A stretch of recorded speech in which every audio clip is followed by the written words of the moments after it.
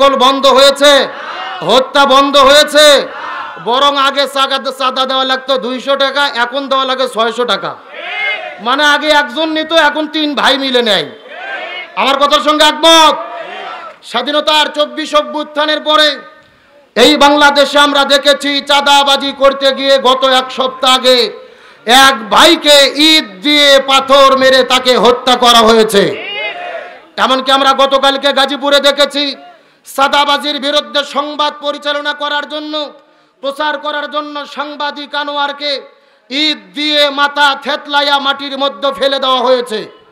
আর এক সাংবাদিক সংবাদ পরিবেশন করতেছেন, চাঁদাবাজরা হাতের মধ্যে লাঠি সোটা নিয়ে, দা কুড়াল নিয়ে, দেশীয় অস্ত্র নিয়ে চাঁদাবাজি করতে গেছে। সেটাকে ভিডিও করার জন্য এক সাংবাদিককে প্রকাশ্য দেবালোকে কোপাইয়া যারা হত্যা করে দিয়েছে, এই চাঁদাবাজিদেরকে আর বাংলাদেশের মানুষ দেখতে চায় না। আমরা কি চাঁদাবাজদের পক্ষে আছি? নিরপরাধ একজন মানুষকে হত্যা করে দিলেন। আল্লাহর কোরআন বলেন, মান কতালা নাফসান বিগাইরি নাফসিন আও ফাসাদিন ফিল আরদ ফাকা আন্নামা কতালান নাসা জামিয়া। আল্লাহর কোরআন বলেছেন নিরপরাধ একজন মানুষকে হত্যা করা মানে হলো তাম পৃথিবীর সমস্ত মানুষকে হত্যা করার শামিল। সুতরাং ডক্টর মোহাম্মদ ইউনূস সরকারকে বলতে চাই, 2000 মানুষের রক্তের উপরে দাঁড়িয়ে বসে আছেন, আর কোনো দলকে ভয় করবেন না। চাঁদাবাজদেরকে 24 ঘন্টার মধ্যে গ্রেফতার করে হত্যার বিচার বাংলার জমিনে করতে হবে। হত্যাকারীর বিচার কোরআনে আছে না নাই? আল্লাহর কোরআন বলতেছেন ডাইরেক্ট বিচার, কুতিবা আলাইকুমুল কিসাস। হাতের পরিবর্তে হাত, পায়ের পরিবর্তে পা, চোখের পরিবর্তে চোখ, জীবনের পরিবর্তে জীবন, আর আয়না ঘরের পরিবর্তে আয়না ঘর। এ কথা কন না কে? তাহলে জীবনের পরিবর্তে জীবন কার বিচার? বিশ্বাস করেন, বাংলাদেশের এক চাঁদাবাজক ধরার পরে আপনাদের জয়পুরহাট জেলার এক চাঁদাবাজক ধরে জয়পুরহাট শহরে প্রকাশ্য দেবালোকে যদি তার দেহ থেকে কাল্লাটা আলাদা করা যেত, আর এই রকম মিডিয়ার সামনে প্রকাশ্যে প্রচার করা যেত, একজন চাঁদাবাজ এই বাংলার জমিনে খুঁজে পাওয়া যেত না। বলেন তো কোরআনের বিচার কি হয়? কোরআনের বিচার হয় না। চাঁদাবাজক জেলে ঢুকায়, 6 মাস পরে নেতা ওয়াক বার করে নিয়ে আসে ফুলের মালা দিয়ে, ও চাঁদাবাজ চোর হইয়া ঢোকে, ডাকাত হইয়া বের হয়। এ কথা কন না? তার মানে বোঝা গেল কোরআনের বিচার কায়েম না হওয়া পর্যন্ত চাঁদাবাজি বন্ধ করা যাবে। আরে ভাই, আপনি আমি কেমনে চাঁদাবাজি বন্ধ করব? এই চাঁদাবাজদের উস্কে দিচ্ছে কিছু বড় বড় মাথা গরমালা নেতা। গতকালকে বিএনপির এক নেতা হাবিবুর রহমান হাবিব এ বলেছে, যদি কেউ বক্তব্য দেয় 2 সাপের 1 বিষ, নৌকা আর ধানের শীষ, এই বক্তব্য যদি কেউ দেয় তাকে ধরে রামদার কাশি চাকু বার করে তাদের জোব বাটা কাটে পাগলা কালো কুত্তো দিয়ে খাওয়াবা। নাউজুবিল্লাহ বলবেন না? তাহলে বলেন, যেই দলের নেতা কর্মীদেরকে বলে মানুষের জিব্বে কাটে কুত্তক দিয়ে খাওয়াও, ওই দলের কর্মী ভালো হবে না খারাপ হবে? আমি মনে করি কর্মীদের দোষ নাই, সবচেয়ে বেশি দোষ হলো এই বড় বড় রাঘব বোয়াল নেতা নামে সন্ত্রাসীরা। এরা কর্মীদেরকে উস্কে দেয় যে তোমরা লাগাও, মামলা হলে আমরা সাথে আছি। সুতরাং বলতে চাই, 24 অভ্যুত্থানের পরে এই বাংলাদেশে আর সন্ত্রাসী কায়দায় কোনো কিছু করা যাবে না। এই বাংলার জমিনে সত্যপন্থী যারা, কোরআনের আইন চাই যারা, আগামীর বাংলাদেশে মুসলমানেরা তাদেরকেই সমর্থন করবে। যেই দলের 2 জন নেতা মন্ত্রী ছিল, লাইট দিয়ে সার্চ করে 2 টাকার দুর্নীতি বের করতে পারেনি। কথা বলেন না কেন? নাম বলা লাগবে আপনাদের। তার মানে বোঝা যায় যারা ক্ষমতা পাইও দুর্নীতি করেনি, এরাই যদি ক্ষমতায় যায় সুদ ঘুষ চাঁদাবাজ দুর্নীতি মুক্ত বাংলাদেশ গড়বে। আল্লাহ তাআলা তৌফিক দান করুক, বলেন আমিন। আসেন আপনাদের মধ্যে ডাইরেক্ট আলোচনা শুরু করি। রাসূল করিম সাল্লাল্লাহু আলাইহি ওয়াসাল্লাম আমাদের নবী, রাসূলকে আল্লাহ তাআলা পৃথিবীতে নেতা করে প্রেরণ করেছে। জোরে বলেন, কি করে? মূল আলোচনা শুরু, একটু মনোযোগ দেন। রাসূলকে আল্লাহ তাআলা কি করে প্রেরণ করেছেন? আমার প্রিয় বন্ধুগণ, মুসলমান ভাইরা গভীর মনোযোগ লক্ষ্য করুন। কোনো দিকে তাকাতাকি নাই, কোনো দিকে নজর নাই, সরাসরি কোরআন থেকে কিছু কথা আপনাদেরকে রিলে করে বলে বিদায় নিয়ে চলে যাওয়ার চেষ্টা করব। আল্লাহ তাআলা নবীকে পৃথিবীতে নেতা করে প্রেরণ করেছেন। যেই কথা আল্লাহ তাআলা কোরআনের মধ্যে সূরা ইয়াসিনের মধ্যে নিজেই ডাক দিয়ে বলেন, আল্লাহ তাআলা নবীকে সরাসরি নেতা বলে ডাক দিয়ে বলেন, ইয়াসিন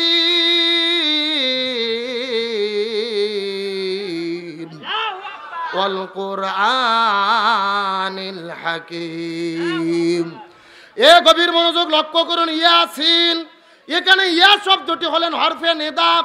হরফে নিদা ওই সমস্ত হরফগুলোকে বলা হয় যেই হরফগুলোদেরকে দিয়ে মানুষদেরকে ডাকা হয়, আহ্বান করা হয়।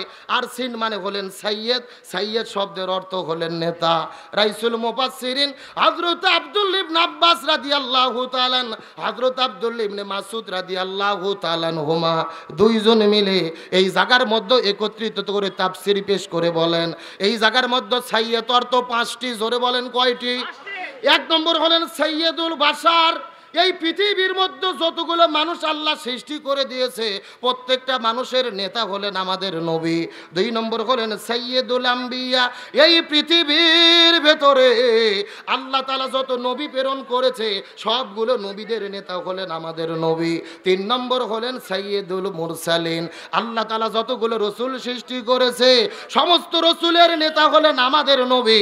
4 নম্বর হলেন সাইয়্যেদুল কাউনাইন। আল্লাহ তাআলা দুজাহান সৃষ্টি করে দোজানের নেতা হলো আমাদের নবী। আর 5 নম্বর হলেন সাইয়্যেদুল আলামিন। এই পৃথিবীতে আল্লাহ তাআলা যত জগৎ সৃষ্টি করেছে প্রত্যেকটা জগতের নেতা হলেন আমাদের নবী। জোরে বলেন না সুবহানাল্লাহ। আমাদের নবী সমস্ত মানুষের নেতা, সমস্ত নবীদের নেতা, সমস্ত রসুলের নেতা, সমস্ত জগতের নেতা, সমস্ত জানের নেতা। চিৎকার করে বলেন আল্লাহু আকবার। তাহলে আপনাদের কাছে আমার প্রশ্ন, রসুল যদি সব জায়গার নেতা হয় ওই নবীকে নেতা মানার দরকার আছে না নাই? আরো জোরে বলেন। আপনারা কি নবীর নেতা মানবেন না এই দেশের সাদাবাজ ব্যক্তিদের নেতা মানবেন? আমার প্রিয় বন্ধুগণ, মুসলমান ভাইরা গভীর মনোযোগ লক্ষ্য করুন।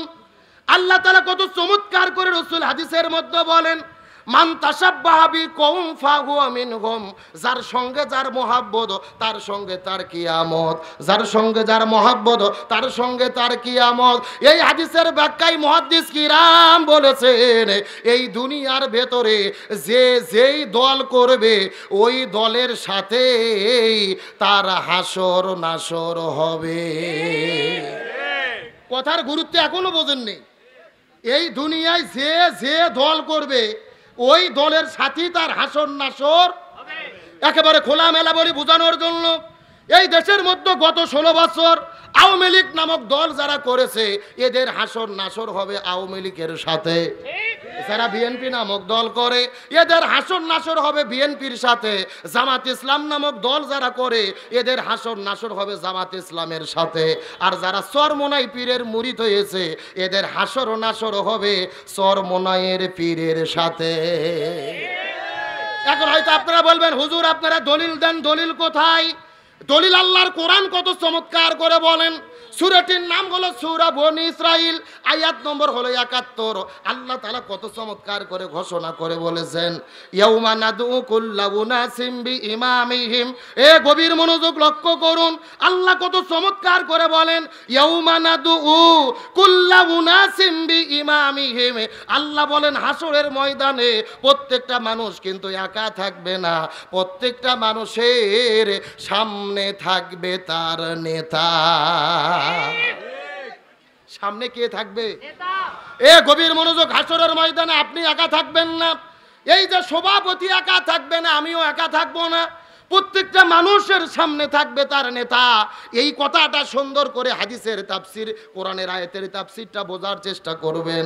এই দেশের ভেতরে গত 16 বছর যারা আওয়ামী লীগ নামক দল করেছে হাসরের ময়দানে দেখা যাবে ওই হাসরের ময়দানে আওয়ামী লীগ দল যারা বাংলাদেশের মধ্যে করেছে এদের সামনে প্রথম দাঁড়িয়ে যাবে বঙ্গবন্ধু শেখ মুজিবুর রহমান, তারপরে দাঁড়িয়ে যাবে 16 বছরের স্বৈরাচার কাঁঠাল রানী হাসিনা, এরপরে হলেন ওবায়দুল কাদের, অন্যান্য নেতা কর্মী।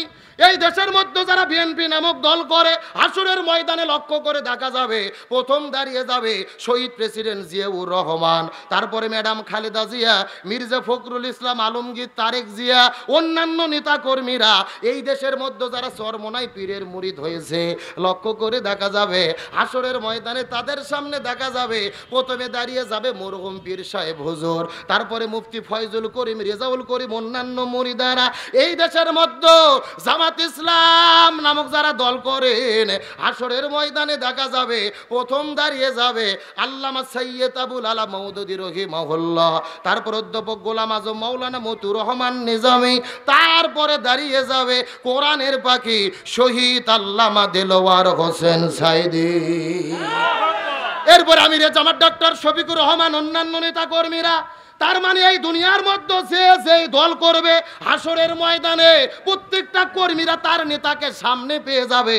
এখন আপনি চিন্তা করে বোঝার চেষ্টা করেন এই দুনিয়ার মধ্যে আপনি এমন মানুষকে নেতা হিসেবে মেনেছেন যেই নেতা জনগণের চাল চুরি করে খায়, ডাল চুরি করে খায়, জনগণের রাস্তার মধ্যে দায়িত্ব পেলে রডের বদলে বাঁশ ঢুকে দেয়, সিএনজি স্ট্যান্ড দখল করে, টেম্পু স্ট্যান্ড দখল করে।